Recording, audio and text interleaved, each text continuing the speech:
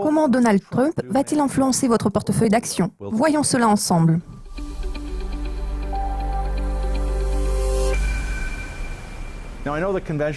Cette question peut vous paraître étrange car Donald Trump a été élu président des États-Unis. Il n'est pas courtier en valeurs mobilières qui pourrait gérer votre portefeuille d'actions.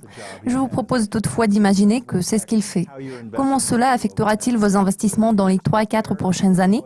Réfléchissons-y ensemble.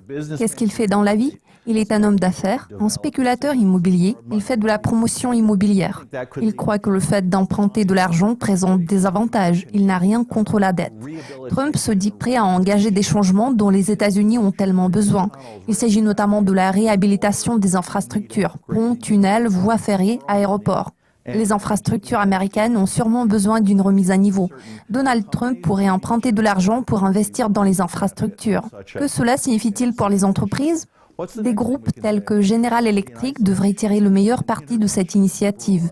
Que pouvons-nous dire d'autre à propos de Trump? Est-il adepte de l'isolationnisme? Est-il en faveur d'une politique étrangère interventionniste? Je dirais un peu des deux. En ce qui concerne la Chine, elle est en train de maintenir sa monnaie à un niveau artificiellement bas, ce qui joue en faveur des géants de la distribution comme Walmart, Costco et même Amazon. Donald Trump voudrait bien contraindre la Chine à laisser le yuan s'apprécier par rapport au dollar, ce qui pourrait nuire à certains détaillants. D'autre part, Trump, qui penche en faveur de l'isolationnisme, s'oppose à certains traités internationaux, notamment le TPP couvrant les échanges avec des pays asiatiques et l'ALENA couvrant ceux avec les pays d'Amérique du Nord. Trump affirme qu'il veut créer un climat favorable aux entreprises américaines. Ces déclarations contiennent toutefois des contradictions apparentes.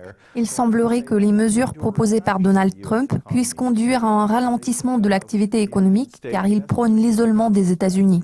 Oui, bien sûr, cela ferait revenir des emplois aux États-Unis. En tout cas, c'est ce qu'il espère. Je dirais que la politique de Trump pourrait entraîner un certain ralentissement économique. Maintenant, je vous propose de changer d'angle de vue. Quelle est l'attitude de Trump vis-à-vis du marché boursier? Est-il pro-business ou anti-business? Un peu des deux, je dirais. D'ailleurs, le cabinet de Trump compte un nombre impressionnant de milliardaires. Cependant, seulement 1 ou 2 d'entre eux sont chefs d'entreprise. La plupart d'entre eux sont devenus milliardaires grâce à la technologie, aux investissements ou à l'héritage. Bon, quoi qu'il en soit, ils ont leurs milliards de dollars.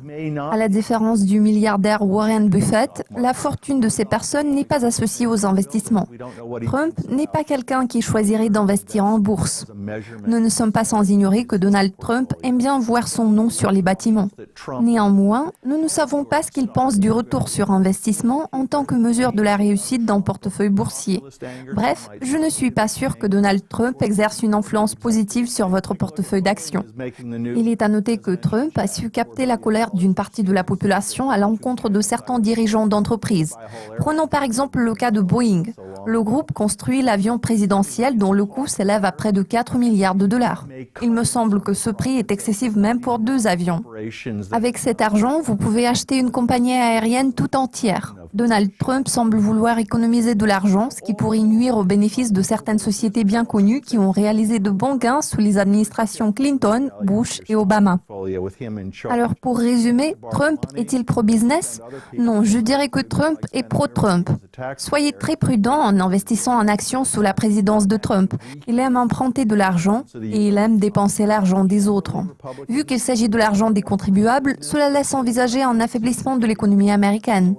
En règle générale, les républicains ont tendance à favoriser les entreprises, tandis que les démocrates se concentrent plutôt sur le respect des droits des citoyens. À ce stade, il est difficile de faire des prévisions quelconques. Il est crucial d'adopter une attitude impartiale. Si vous réfléchissez à l'achat des actions de telle ou telle société, ne lancez pas de tweet, prenez le temps d'analyser, consultez les avis de vos amis, faites une recherche sur Internet, abonnez-vous à divers bulletins d'information, parlez à votre courtier. Vous avez tout intérêt de prendre des décisions avisées en gardant la tête froide. Le temps de cet épisode de conseil en placement touche à sa fin. Je suis Matthew Stevenson en partenariat avec Dukascopy TV.